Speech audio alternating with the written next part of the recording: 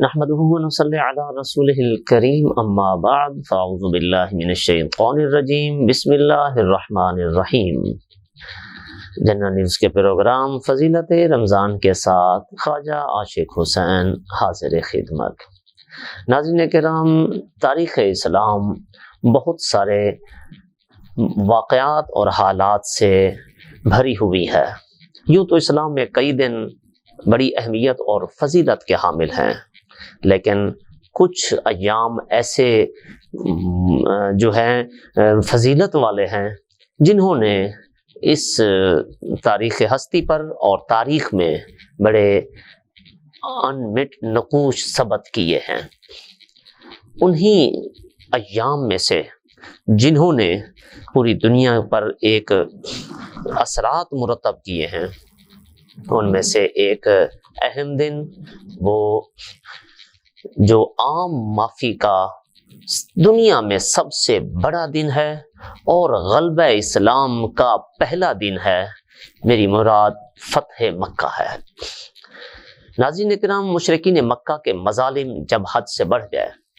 مخلوق الحال مسلمانوں کا جینا دو بھر کر دیا گیا، تب نبی مکرم صلی اللہ علیہ وسلم نے اللہ کے حکم اور اذن سے مدینہ منورہ کی طرف ہجرت فرمائی، اور ایک رات حضرت سیدنا صدیق اکبر رضی اللہ تعالی عنہ کے ہمراہ آپ مدینہ طیبہ کی طرف روانہ ہو گئے۔ لیکن کفار اور مشرکین نے حضور نبی کریم صلی اللہ علیہ وسلم اور مسلمانوں کو یہاں بھی چین کا سانس نہ لینے دیا۔ مسلمانوں پر ظلم و ستم، حملے اور جنگیں مسلط کی جاتی رہیں، ان کو اذیت پہنچانے کا کوئی موقع ہاتھ سے نہ جانے دیا گیا۔ رسول اکرم صلی اللہ علیہ وسلم نے رفتہ رفتہ مسلمانوں کو منظم فرما کر ان کی پوزیشن کو مستحکم کیا، اور ساتھ ہی ساتھ ارد گرد کے جو قبائل تھے ان سے دفاعی معاہدے کیے، ڈیفنس ایگریمنٹس فرمائے، تاکہ اس سوسائٹی کے، اس معاشرے کو اور مدینہ طیبہ کے امن و امان کو بحال کیا جا سکے۔ مدینہ منورہ کے بلکہ اس جانے کے بعد ہجرت کے یعنی چھٹے سال حضور اکرم صلی اللہ علیہ وسلم نے ایک خواب دیکھا کہ آپ صلی اللہ علیہ وسلم اپنے اصحاب کے ہمراہ مکہ معظمہ میں پرامن طور پر داخل ہوئے، اور صحابہ کرام نے اپنے سروں کے بال منڈوائے، بعض نے ترشوائے، یعنی کہ عمرہ ادا کیا اور حج کی یہ بشارت تھی۔ اور یہ خواب نبی کریم صلی اللہ علیہ وسلم نے اپنے صحابہ کرام کو بتایا، ان کے سامنے بیان فرمایا، تو صحابہ کرام بھی بڑے خوش ہوئے۔ نبی علیہ السلام کا خواب چونکہ وحی ہوتا ہے، اس لیے اس پر عمل کرنا بھی ضروری ہوتا ہے، لہذا حضور صلی اللہ علیہ وسلم اپنے 1400 صحابہ کرام کے ساتھ عمرہ کی ادائیگی کی غرض سے روانہ ہوئے۔ لیکن کفار مکہ نے حدیبیہ کے مقام پر مسلمانوں کو روک لیا اور مکہ مکرمہ میں داخل ہونے کی اجازت نہیں دی، اور اس موقع پر حضور صلی اللہ علیہ وسلم نے ان کے ساتھ ایک امن معاہدہ کیا 10 سال کے لیے، جو صلح حدیبیہ کے نام سے معروف ہے۔ اب اس معاہدے کی روح سے یہ طے پایا تھا کہ 10 سال تک ان دونوں فریقین میں کوئی جنگ نہیں ہوگی، اور مسلمان اس سال عمرہ کیے بغیر واپس لوٹ جائیں گے، اور آئندہ سال آئیں اور 3 دن مکہ مکرمہ میں قیام کریں گے صرف۔ اور ایک شرط یہ بھی تھی کہ مسلمان تلوار کے علاوہ اپنے ساتھ کوئی ہتھیار نہیں لائیں گے، اور وہ تلوار بھی نیام میں رہے گی، باہر نہیں نکال کے رکھیں گے۔ اسی طرح ایک شرط یہ بھی تھی کہ جو شخص مکہ مکرمہ سے مدینہ منورہ چلا جائے اسے واپس کر دیا جائے، لیکن اگر کوئی مسلمان مدینہ منورہ سے مکہ مکرمہ آ گیا تو اسے واپس نہیں کیا جائے گا۔ اب دوسرا ایک بات جو ایک شک اس میں یہ بھی تھی کہ عرب قبائل کو اس بات کا مکمل اختیار اور آزادی ہوگی کہ وہ نبی کریم علیہ الصلوۃ والسلام یا کفار مکہ میں سے جس کے ساتھ چاہیں اپنے دوستانہ تعلقات قائم کر کے ان کے ساتھ اپنا معاہدہ کر لیں۔ تو ناظرین کرام بظاہر اس معاہدے کے نکات جو تھے نا وہ مسلمانوں کے خلاف تھے، لیکن اس کا حقیقی فائدہ مسلمانوں کو ہی ہوا کہ حضور صلی اللہ علیہ وسلم کی جو نظر نبوت تھی وہ کئی دور رس نتائج دیکھ رہی تھی، اور پھر نتیجتاً بھی واقعتاً یہی ہوا کہ جنگ بھی رک گئی، امن بھی ہو گیا، مبلغین اسلام کے ذریعے اسلام کی دعوت بھی عام ہونے لگی، لوگ جوک در جوک اسلام میں داخل ہونے لگے، اور مسلمانوں کی پوزیشن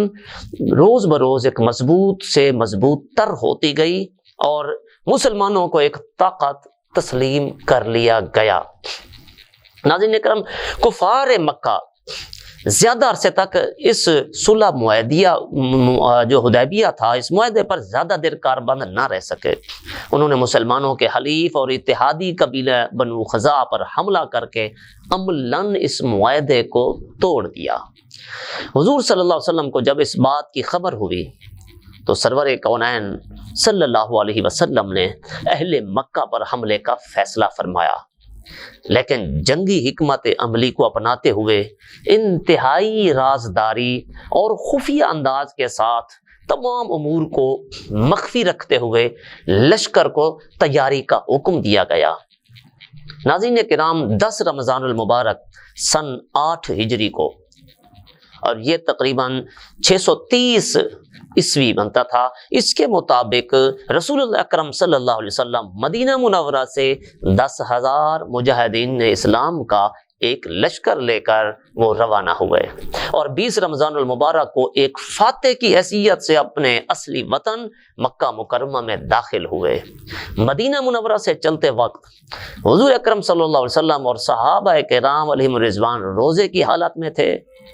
سیدنا عبداللہ بن عباس رضی اللہ تعالی عنہ نے اس لشکر کی روانگی کا ایک منظر جو ہے وہ بیان فرمایا، روایات میں ملتا ہے۔ آپ فرماتے ہیں کہ حضور صلی اللہ علیہ وسلم کے مدینہ طیبہ تشریف لانے کے 8.5 سال بعد جو حضور صلی اللہ علیہ وسلم کے ساتھ جو صحابہ تھے وہ سارے کے سارے روانہ ہوئے، یعنی ممکن ہے کچھ لوگ اس میں رہ بھی گئے ہوں گے، لیکن ایک کثیر تعداد صحابہ کی حاضر ہوئی تھی، حضور صلی اللہ علیہ وسلم کے ساتھ موجود تھی۔ حضور اکرم صلی اللہ علیہ وسلم فاتحانہ انداز میں مکے کی سرزمین پر پہنچے، چند میل دور پڑاؤ ڈال کر آگ جلانے کا حکم دیا گیا۔ اہل مکہ رسول اکرم صلی اللہ علیہ وسلم اور اسلامی لشکر کی آمد سے بالکل بے خبر تھے۔ جب انہوں نے ہزاروں مقامات پر آگ جلتی دیکھی بڑے خوف زدہ ہوئے، اور صورتحال کو جاننے کے لیے ابو سفیان کو بھیجا جو اس وقت تک مسلمان نہیں ہوا تھا۔ انہیں پڑاؤ کے جب وہ حضرت ابو سفیان جو وہاں پہنچے ان مسلمانوں کے پڑاؤ کے قریب، تو انہوں نے ان کو پکڑ لیا اور پھر لشکر گاہ میں لے آئے۔ اسلامی لشکر کی شان و شوکت ابو سفیان پر جو ہے اس پر بڑی ہیبت طاری ہوئی۔ اس سارے منظر کو دیکھ کر حضرت عباس رضی اللہ تعالیٰ عنہ آپ نے انہیں اسلام کی دعوت دی، جسے انہوں نے قبول کر لیا اور مسلمان ہو گئے۔ حضرت ابو سفیان رضی اللہ قریش کے ایک بہت بڑے سردار اور نامور شخصیت تھے۔ آپ رضی اللہ تعالیٰ کے اسلام قبول کرنے سے جو قریش کے حوصلے تھے وہ پست ہو گئے، کیونکہ ایک سردار جو ہے وہ کلمہ پڑھ کر مسلمان ہو گیا تھا تو ان کی ہمت جواب دے دے۔ وہ سارے کے سارے اب ڈر رہے تھے، نہ جانے حضور ہمارے ساتھ کیا سلوک کرتے ہیں، کیونکہ یہ وہی لوگ تھے جن کو نبی کریم علیہ الصلوۃ والسلام پر جنہوں نے ظلم و ستم ڈھائے تھے، صحابہ کرام پر جو ہے وہ انگاروں پر لٹا کر ان کو مارا گیا، حضور پر اوجھنیاں ڈالی گئی، پتھر مار مار کر لہو لہان کر دیا گیا، نقصان پہنچانے میں کوئی کسر نہیں انہوں نے چھوڑی تھی۔ حضور اکرم صلی اللہ علیہ وسلم نے لشکر ترتیب دینے کے بعد جب مکہ مکرمہ میں داخل ہوئے تو قریش کے بعض لوگ مقابلہ کرنے کی کوشش میں آئے، لیکن وہ چند ایک لوگ تھے مارے گئے، جس پر حضرت ابو سفیان نے حضور کی خدمت میں حاضر ہو کر عرض کی، یا رسول اللہ، کیا قریش کے تمام نوجوانوں کو قتل کر دیا گیا ہے؟ کیا آج کے بعد کوئی قریشی باقی نہیں رہے گا؟ تو رسول اللہ صلی اللہ علیہ وسلم نے ارشاد فرمایا، من دخل دار ابی سفیان فہو آمن، کہ جس نے بھی ابو سفیان کے گھر میں پناہ لے لی وہ امان میں ہے۔ اللہ اکبر۔ ناظرین کرام، یہ اسلام ہی کی انفرادیت ہے جو ابو سفیان چند لمحے پہلے اسلام کا دشمن اور مخالف تھے، اسلام قبول کرتے ہی ان کو اتنی عزت دی گئی کہ ان کے گھر میں پناہ لینے والے ہر شخص کو رسول اللہ صلی اللہ علیہ وسلم نے امان دینے کا اعلان کر دیا یا عام معافی کا اعلان دے دیا۔ اور پھر دین اسلام ایک ایسا آفاقی دین ہے جو حالات جنگ میں بھی کسی مظلوم اور مجبور کی، چاہے وہ دشمن ہی کیوں نہ ہو، اس کے ساتھ ظلم اور زیادتی کی اجازت نہیں دیتا۔ حضور صلی اللہ علیہ وسلم نے اپنے ماننے والوں کو انسانی بنیادی حقوق کا خیال رکھنے اور ان کی رعایت رکھنے کا حکم دیا، اور حتیٰ کہ حضور صلی اللہ علیہ وسلم نے یہاں تک فتح مکہ کے دن ارشاد فرمایا کہ سن لو، کسی زخمی کر حملہ مت کرنا کسی زخمی شخص پر، اور جو پیٹھ پھیر کر بھاگ رہا ہو اس کا پیچھا بھی مت کرنا، کسی قیدی کو بھی قتل مت کرنا، اور جو اپنے گھر کا دروازہ بند کر لے، خود کو اپنے اندر محفوظ کر لے، تمہارے مقابلے میں نہ آئے، وہ بھی امان میں آئے، اس کو بھی چھوڑ دینا۔ یہ عام معافی کا حکم دیا گیا۔ ہے کوئی دنیا میں ایسا لیڈر جو اتنے تحمل اور بردباری کا مظاہرہ کیا ہو، جس نے اتنی بڑی معافی کا ارادہ کیا ہو؟ جب ان کو خطرہ ہو رہا تھا کہ پتہ نہیں ہمارے یہ بال، ہماری کھال نوچ دیں گے، یہ ہمیں چن چن کے قتل کریں گے، کیونکہ ہم نے ان کو اتنا ستایا تھا، لیکن بدلے میں رحمت للعالمین نے اپنی رحمت اور کرم نوازی کا مظاہرہ فرمایا۔ تو ناظرین کرام، حضور اکرم صلی اللہ علیہ وسلم پھر جس وقت مکہ مکرمہ میں داخل ہوئے، اس وقت کعبۃ اللہ شریف میں سینکڑوں چھوٹے بڑے بت رکھے ہوئے تھے۔ حضور صلی اللہ علیہ وسلم نے سب سے پہلے کعبۃ شریف کو بتوں سے جو ہے وہ پاک فرمایا، تو آپ بتوں کو توڑتے گئے اور بتوں کو نکال کر باہر پھینک دیا گیا کچھ کو۔ ابن اختل نامی ایک بدبخت گستاخ رسول تھا، اسے جب بھی موقع ملتا تو وہ اپنی 2 لونڈیوں سمیت حضور صلی اللہ علیہ وسلم کی شان میں ہرزہ سرائی کرتا تھا۔ نبی کریم علیہ الصلوۃ والسلام فتح مکہ کے بعد جب آپ داخل ہوئے، اس بدبخت نے جان بچانے کی کوشش میں خانہ کعبہ میں وہ داخل ہو گیا، تو ایک شخص نے آ کر عرض کی، یا رسول اللہ صلی اللہ علیہ وسلم، ابن اختل خانہ کعبہ کے پردوں میں لپٹ گیا ہے۔ حضور صلی اللہ علیہ وسلم نے عملی طور پر اس گستاخ رسول کو سزا دیتے ہوئے ارشاد فرمایا کہ اقتلو، اس کو قتل کر دو، اور اس کو وہیں پر قتل کر دیا گیا۔ اگرچہ حرم شریف میں قتل کرنا کسی کو جائز نہیں ہے، لیکن فتح مکہ کے موقع پر حضور صلی اللہ علیہ وسلم نے کچھ دیر کے لیے قتال کی اجازت دی تھی، اور اسی ساعت میں وہ ابن اختل کا قتل ہوا تھا۔ ناظرین کرام، حضور اکرم صلی اللہ تعالی علیہ وسلم نے اس دن کو عام معافی کا دن قرار دیا، بلکہ فرمایا کہ لوگوں، جو شخص بھی اللہ رسول پر اور قیامت کے دن پر ایمان رکھتا ہو، اس کے لیے یہ جائز نہیں ہے کہ مکہ مکرمہ میں کسی کا خون بہائے، اور حتیٰ کہ مکہ مکرمہ میں کوئی درخت کاٹنا بھی جائز نہیں ہے۔ اور اگر کوئی شخص مکہ میں رسول اللہ صلی اللہ علیہ وسلم کے قتال کرنے سے مکہ میں قتال کی اجازت کی دلیل پر پکڑے تو فرمایا تم اس سے کہو کہ اللہ نے اپنے رسول کو مکہ میں قتال کی اجازت دی تھی۔ تو ناظرین اکرام، حضور صلی اللہ علیہ وسلم کی طرف سے تمام اہل مکہ کو عام معافی کا اعلان کیا گیا، اور امان دینے کے باوجود گستاخ رسول کے لیے خصوصی حکم جو ہے وہ لاگو کیا گیا، اس لیے کہ امت کا اس بات پر ہمیشہ سے اتفاق رہا ہے، اس معاملے میں ہمیشہ متفق رہی ہے کہ گستاخ رسول کی ایک ہی سزا، سرتن سے جدا، کہ من سب نبیا فقتلوا، جو بھی رسول اللہ صلی اللہ علیہ وسلم کی شان میں گستاخی کرے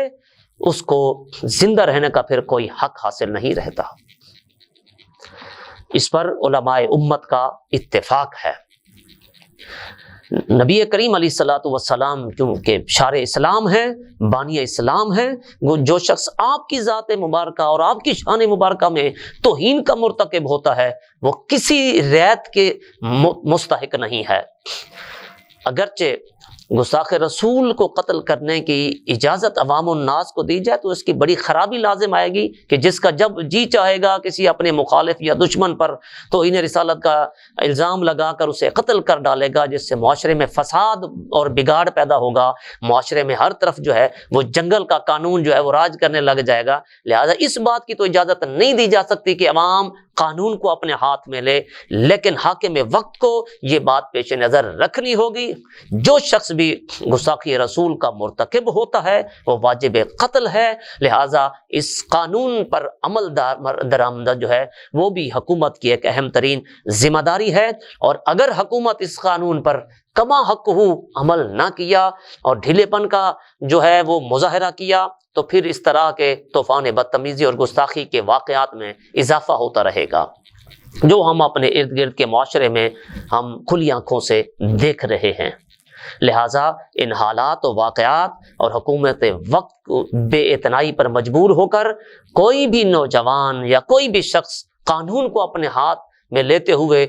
واقعی اس گستاخ رسول کو قتل کر دے، تب سارے حکومتی ادارے حرکت میں آ جاتے ہیں۔ تو بھائی یہ چیزیں پہلے سے سوچ لینی چاہیے کہ یہ کس قدر ذرا سینسیٹیو اور حساس قسم کا معاملہ ہے۔ تاہم اگر کوئی شخص گستاخ رسول کا ارتکاب کرنے کے بعد توبہ کر لے، تب بھی شرعی اعتبار سے کسی بادشاہ، کسی صدر یا وزیر اعظم کو یہ اختیار نہیں ہے کہ اپنے ثواب دیدی اختیار سے اسے معاف کر سکے یا اس کی توبہ قبول کر سکے، نہیں۔ علامہ خیر الدین رملی رحمۃ اللہ علیہ ارشاد فرماتے ہیں کہ جو شخص توبہ کرے اس کی توبہ دنیا و آخرت میں قبول ہے، مگر کچھ کافر ایسے ہیں جن کی توبہ قبول نہیں، ان میں سے ایک وہ بھی ہے جو ہمارے نبی یا کسی بھی نبی کی شان میں گستاخی کا مرتکب ہوا ہو۔ لہذا ضرورت اس امر کی ہے آج امت مسلمہ کو ناموس رسالت کے مسئلے میں دینی حمیت اور غیرت کا بھی مظاہرہ کرنا چاہیے، اور ہمارے مسلم حکمرانوں کو علماء دین سے رہنمائی اور مشاورت کر کے یونائٹڈ نیشن میں اقوام متحدہ کے ذریعے ایسی کڑی قانون سازی کروائی جائے کہ دنیا میں کسی کو بھی ہمارے نبی صلی اللہ علیہ وسلم سمیت کسی بھی نبی کی گستاخی کرنے کی جرات نہ ہو سکے۔ ہمارے نبی سراپا رحمت ہیں، آپ مکہ مکرمہ میں جو آپ نے عام معافی کا اعلان کیا وہ معافی ایسی ہے کہ جیسی شاندار فتح مکہ جیسی شاندار فتوحات جو ایسی اللہ تعالیٰ نے عطا فرمائی ہیں، اس سے مسلمانوں کے دلوں میں جذبہ جہاد بھی بیدار ہونے کا ایک سبب اور ذریعہ ہے۔ آج ہمیں بھی چاہیے کہ اپنے ذاتی دشمن جو ہوں ان کو حضور صلی اللہ علیہ وسلم کی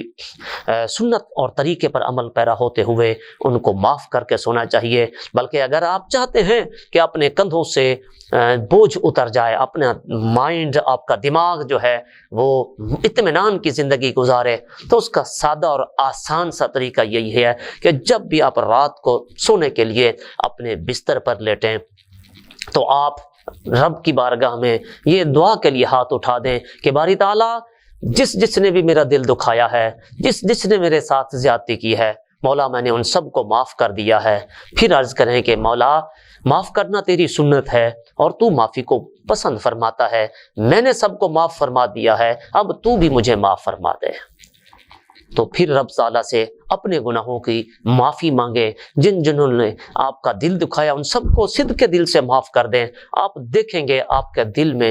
جو ہے وہ بوجھ ہلکا ہو محسوس کریں گے، اور آپ کو نیند بھی سکون کی نیند آئے گی، اور ٹینشن اور پریشانیوں سے بھی نجات ملے گی۔ معاف کرنے کی عادت بنائیے، کیونکہ معافی دینا، معاف کرنا یہ اللہ کی صفات میں سے ہے، اور رب کو یہ عمل پسندیدہ ہے۔ لوگوں کی معمولی باتوں پر سرزنش کرنے کی بجائے، ان کی پکڑ کرنے کی بجائے معاف کرنے کی عادت بنائیے۔ اللہ رب العالمین ہم سب کو عمل کرنے کی توفیق عطا فرمائے۔ اسی کے ساتھ ہی خواجہ عاشق حسین کو اگلے پروگرام تک کے لیے اجازت دیجیے۔ اللہ تعالی ہم سب کا حامی و ناصر ہو۔ السلام علیکم ورحمۃ اللہ وبرکاتہ۔